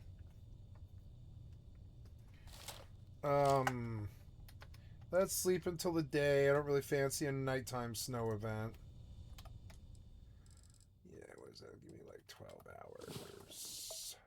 Trump just rejected Iran's latest offer. There's no sign that negotiations are moving forward, and the economic fallout only continues to grow. Right, but starting with Hegseth, you had him appearing alongside Chairman of the Joint Chiefs of Staff, General Dan Kane, and Pentagon Comptroller Jay Hurst before the House Armed Services Committee to discuss the administration's 2027 military budget proposal. A proposal that would boost defense spending to a record $1.5 trillion. And in connection to that, you had members of Congress grilling Hegseth on topics including the massive cost of the war against Iran, the military's dwindling stockpiles of key munitions, and its alleged bombing of a girls' school in Iran that resulted in the deaths of more than 100 children. And so we'll start with the first one. How much has this war cost the American So it's snowing right now, but let's see if we can get a clearer day. I want to sleep forward a couple of days and just see what sort of changes we get. Taxpayer so far? Well, you had Hearst finally giving an answer, which was the first time that the Pentagon has publicly provided a cost estimate for the war. So approximately at this day, we're spending about $25 billion on Operation Epic Fury. You also had Kane revealing that 14 U.S. service members have died during the war, which is very notable because the Pentagon's own official tally shows only 13 deaths as of recording. But really, a lot of the attention was on Hegseth, who came out swinging in his opening statements. The biggest challenge, the biggest adversary we face at this point are the reckless, is you, Pete feckless, Hegseth, and defeatist words of congressional Democrats and some Republicans. You also had Hegseth taking aim at defense companies for not making various munitions fast enough, though he ignored the fact that under his leadership, the military has used record numbers of these munitions over the past 8 weeks. And then also, it wasn't long before you had him taking on Representative Adam Smith of Washington, the highest-ranking Democrat on the committee, over the administration's logic for starting this war. Well, their nuclear facilities have been obliterated. Underground, they're buried and watched 24/7. So we know where any nuclear material. We had to start this war, you just said, 60 days ago, because the nuclear weapon was an imminent threat. Now you're saying that it was completely obliterated? They had not given up their nuclear ambitions, and they had a conventional shield of thousands of... So Operation Midnight Hammer accomplished nothing of substance. It left us at exactly the same place we were before. And actually, on that note, you had Democrat John Garamendi accusing Hegseth of misleading the public and describing the administration's strategy as an outstanding example of incompetence, saying, "You have been lying to the American public about this war from day one. and so has the president. With all this, you had Hegseth claiming that the American people support the war despite all the evidence to the contrary. And then, as you've seen him do before, he cast criticism of the war as just anti-American. And he took particular issue with Garamendi's characterization of the war as a quagmire. The way you stain the troops when you tell them 2 months in, Congressman, you should know better. Shame on you. Calling this a quagmire 2 months in.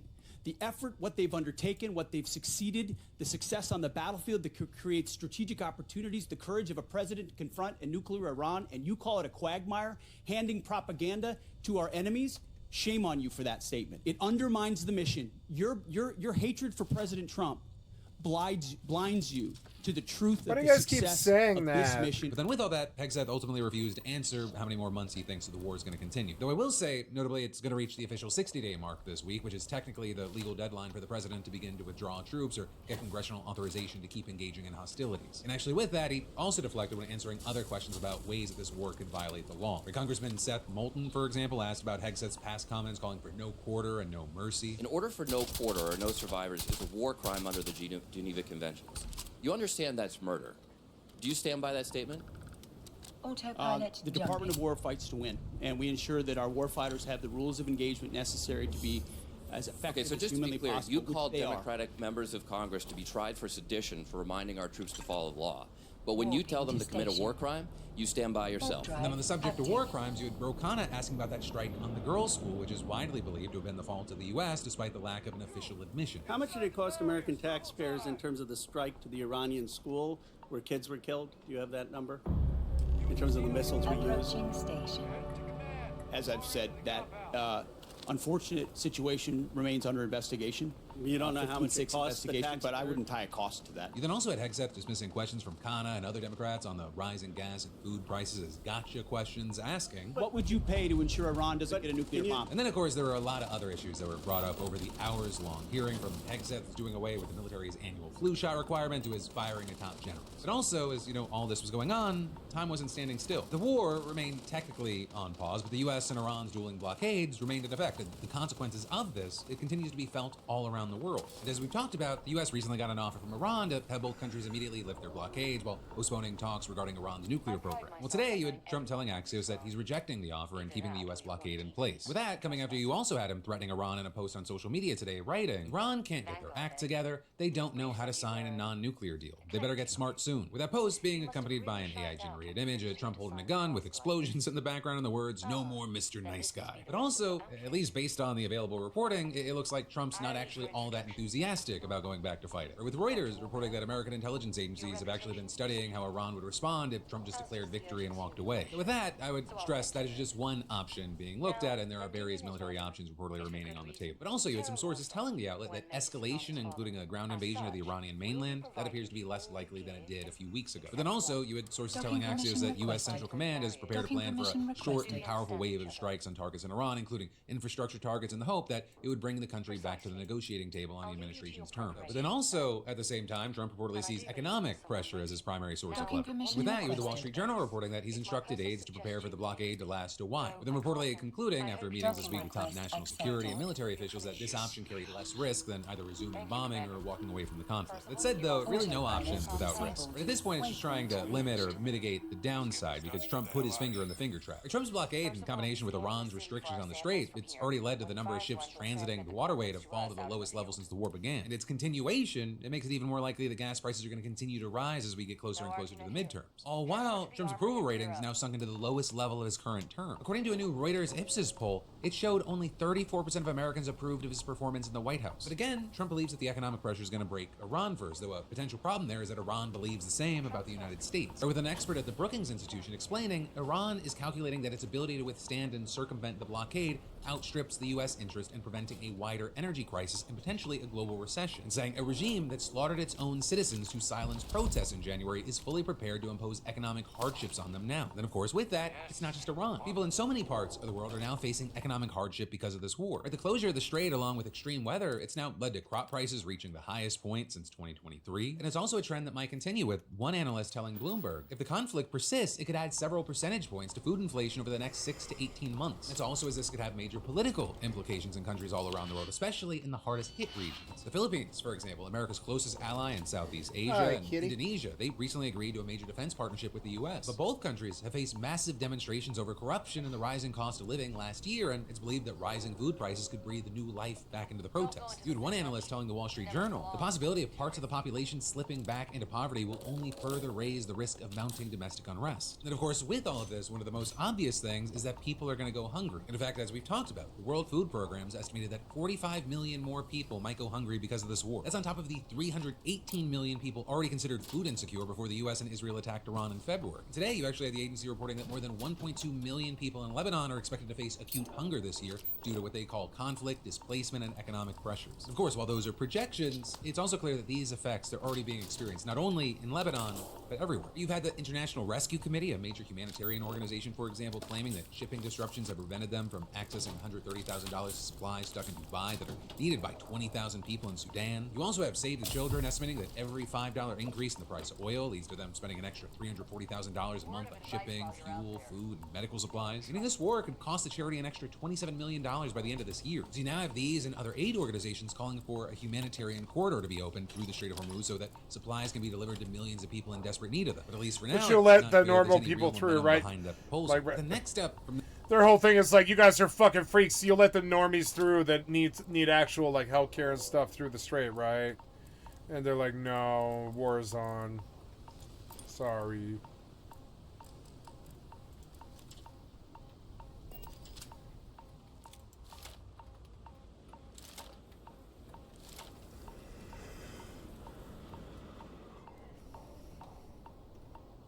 This is outside.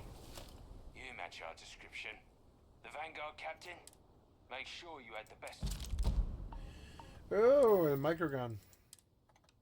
Oh, you shouldn't have. Oh, look, it's some kind of crazy particle beam sniper rifle that I've never seen before. This is my second playthrough. I've never seen this gun before. How is that possible? Well, let's sub it out on the assumption that it's way, way higher damage, because it is, unfortunately. Microgun goes in place of that staggering microgun, and the mag sniper has 270. This thing has 238, and it's got a mag of 4. It's got a cool scope on it. Let's test it out. Give him one for me, alright? Oh, I will, don't worry. Oh, maybe I like this more. Oh, I think I do. For one thing, I like the scope more, I think. Yeah, that's a good scope.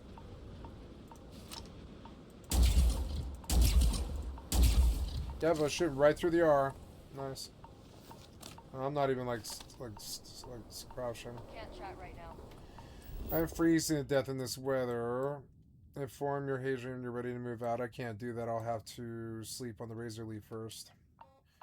This is like Hoth here, and I froze to death out there for whatever reason. Maybe it's because I don't have apparel on. I don't know. Get out of it. Yeah, I'm wearing a spacesuit, but I don't. Yeah, I'm wearing a fashionable suit, but maybe I should be wearing like a hazmat suit. Maybe I shouldn't have sold my hazmat suit. I'm gonna keep my eyes open for one.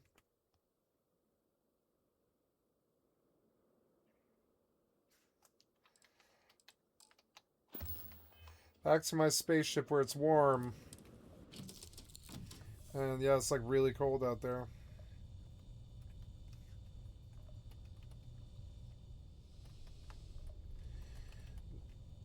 Oh, cool. Never mind. The cold goes away if you go to a normal place, and then all I've got to do is sleep for an hour, and it'll recover. Good. Okay, so go back out, and now we jump to this place, to the forward op space. Good. And go.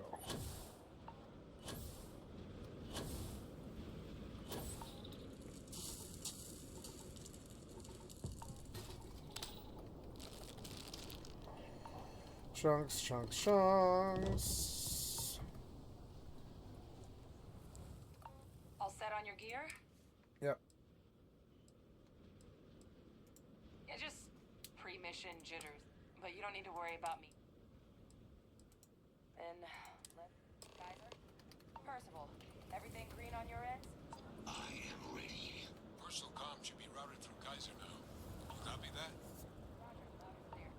Perhaps too loud. Oh, you're a riot robot. Kick it off. Unlock code transmitted. You may open the gate when ready. Alright. On our way into the city. Percival, where are we heading? Running the first sweep. Got one. A Sealy's. Not far. Old shipping yard just past the processing plant. Gene samples. I one-shot a Terramorph, I guess. No, I don't think he was a Terramorph. That creature. It's dominated. Must be a morph nearby, keeping it under its sway. Let's put it down.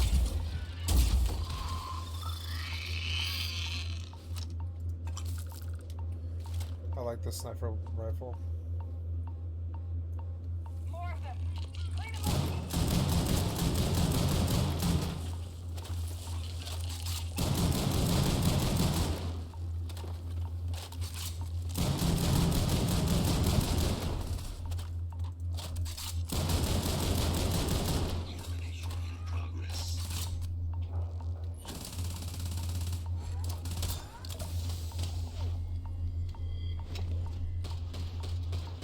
This is gonna be awesome. No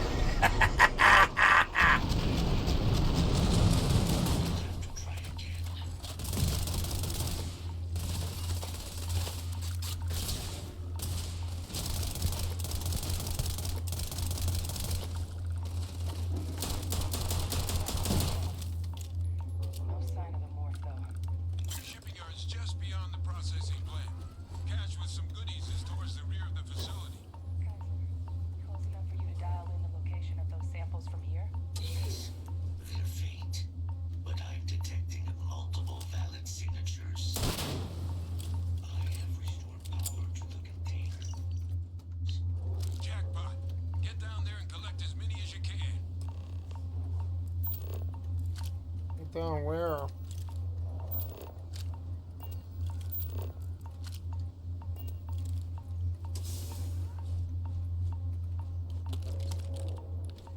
Did I close this? Am I safe? No, you should. Make it like that. There was a lot of loot. I really hate that sound. Maybe I should take something for frostbite.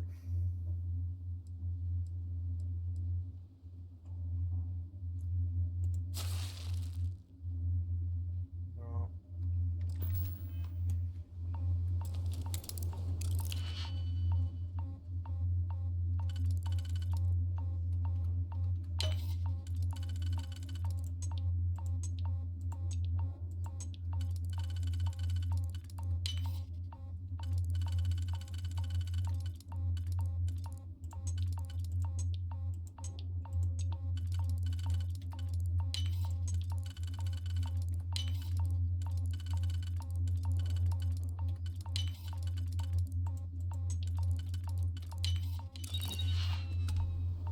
Ooh, modify calibrated pacifier. That might be good. Tesla calibrated AA99.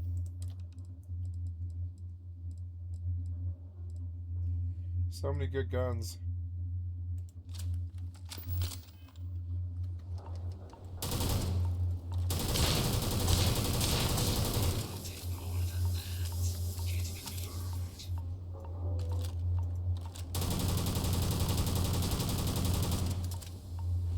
I don't know. I think I like it a lot more than this thing.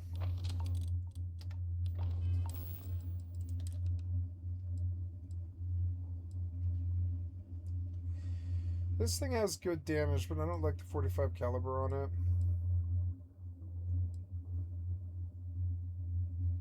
This thing's pretty good.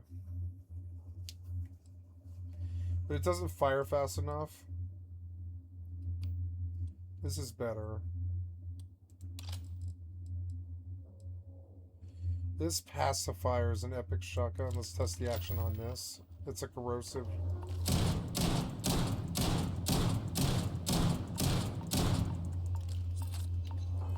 Is it better than the other shotguns? No, it's not better than this damage shotgun.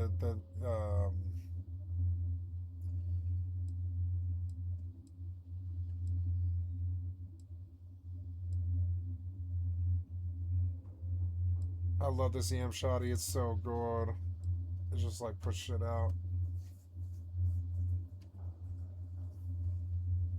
This pacifier is really good too. It is actually a good shotgun. I'm tempted to use it over the shotty. But no, that shotty is way better for one thing. Pulled a lot of good guns here. Did I get all the stuff in here? No, not at all.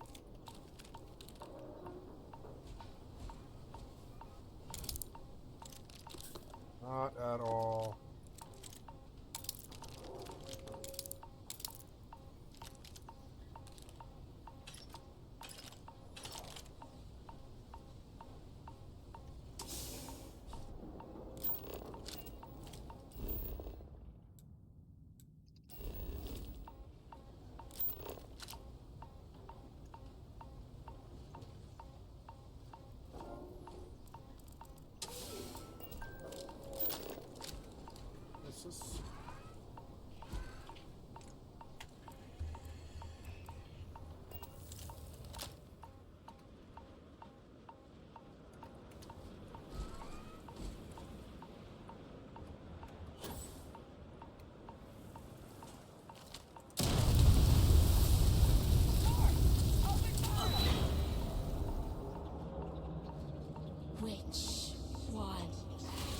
Which one is going to kill you?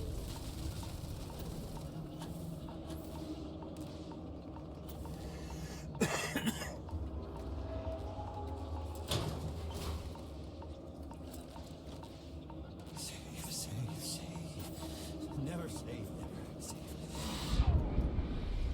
Okay.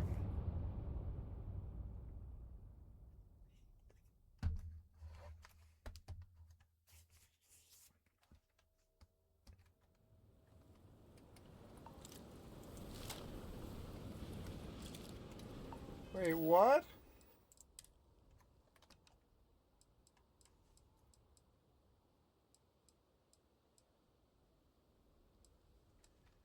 Wait, oh no, did I not save? No, I didn't save. Heard you're going out there willingly. Damn.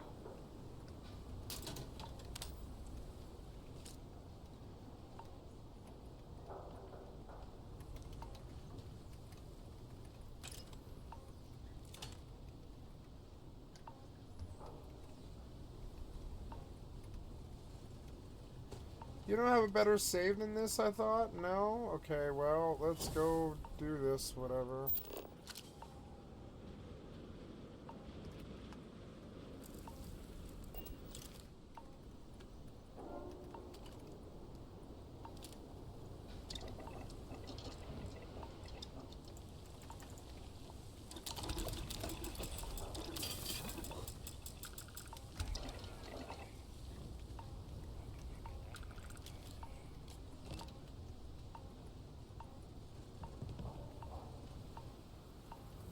All set on your gear?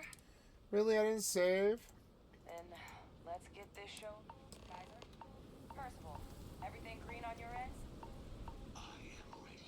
Personal comm should be routed through Kaiser now.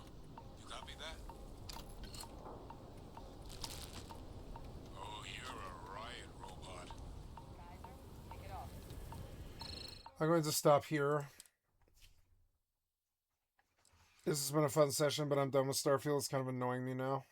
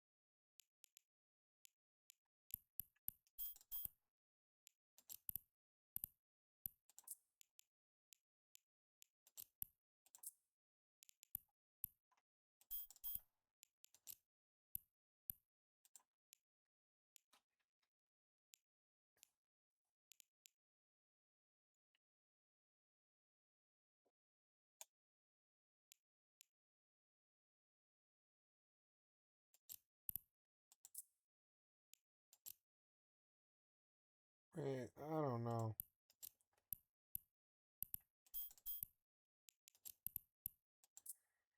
And now, yeah, let's just go do that next. And it's confusing me.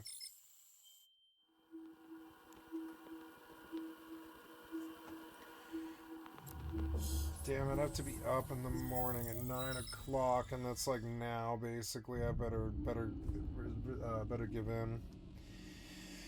Well, unfortunately, guys, I have a date with an orthopedic surgeon tomorrow. Or not surgeon, orthopedic doctor, excuse me. I have a date with an orthopedic doctor tomorrow at 9 in the morning, or 10. And, so, I'm sorry, I've got to cut it early tonight. Normally I go till 4 in the morning, but I didn't have that kind of luxury today. But as it is, I still went exactly 14 hours. So, this session, as always, is recorded and it will be placed on my channel. And, yeah, and so you've been watching Skycatlive. I'm a full-time variety gamer all day, every day. Put me on the background, click on the cast space to donate, come to my Twitch or my YouTube. If you come to the YouTube, you will see many thousands of videos. I record every session, warts and all. And so I'm going to post now, and I'm going to stop this video. Thank you so much, and the stream will keep going while I publish and title.